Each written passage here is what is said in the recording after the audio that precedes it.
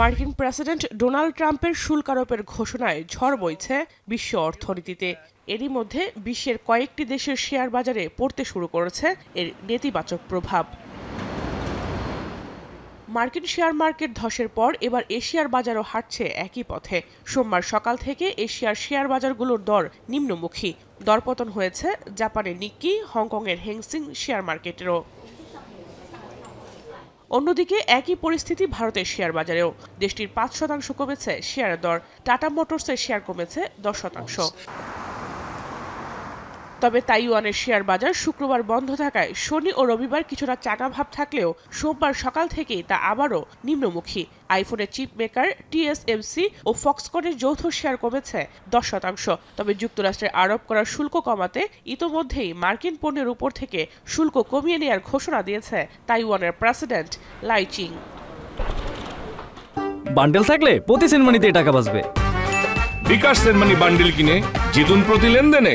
এমন পরিস্থিতিতে শুল্ক আরোপের মাধ্যমে বিশ্বকে ওষুধ দিয়েছেন বলে জানান মার্কিন প্রেসিডেন্ট ডোনাল্ড ট্রাম্প। এর মাধ্যমে অর্থনৈতিকভাবে যুক্তরাষ্ট্র আরও বেশি শক্তিশালী হয়েছে বলেও দাবি তার।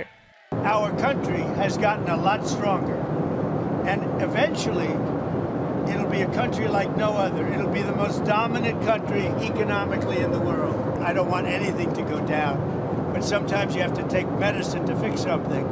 ট্রাম্পের এই শুল্ক নীতির হাত থেকে বাঁচতে এরই মধ্যে 50টি দেশ ওয়াশিংটনের সঙ্গে যোগাযোগ করেছে বলে জানিয়েছেন ট্রাম্পের অর্থ উপদেষ্টা কেভিন হ্যাসেট। এসব দেশ যুক্তরাষ্ট্রের সঙ্গে বাণিজ্যিক আলোচনায় আগ্রহী বলেও জানান তিনি। Countries are angry and retaliating.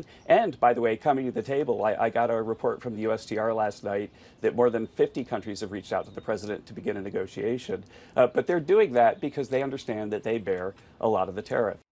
যদিও ট্রাম্প জানান ইউরোপ ও এশিয়ার নেতারা তার সঙ্গে বাণিজ্যিক চুক্তির আলোচনায় বসতে চাইলেও এ বিষয়ে তার কোনো আগ্রহ নেই। I spoke to a lot of leaders, European, Asian, from all over the world. They're dying to make a deal. But I said, we're not going to have deficits with your country. We're not going to do that because to me a deficit is a loss. We're going to have surpluses or we're at worst going to be breaking even. অর্থনৈতিক বিশ্লেষকরা বলছেন শুল্ক আরোপের মাধ্যমে যুক্তরাষ্ট্র আসলে নিজেদের স্বার্থ হাসিল করতে চাইছে। যদিও এর আগে ট্রাম্পের সঙ্গে ফোনে শুল্ক নিয়ে কথা বলেছেন ভিয়েতনামের প্রেসিডেন্ট লো টাম। সে সময় দেশটিতে মার্কিন পণ্যের উপর থেকে আমদানি শুল্ক উঠিয়ে নেওয়ার শর্তে রাজি হন তিনি। জাহানারা ভুঁইয়া, এখন বিশ্ব।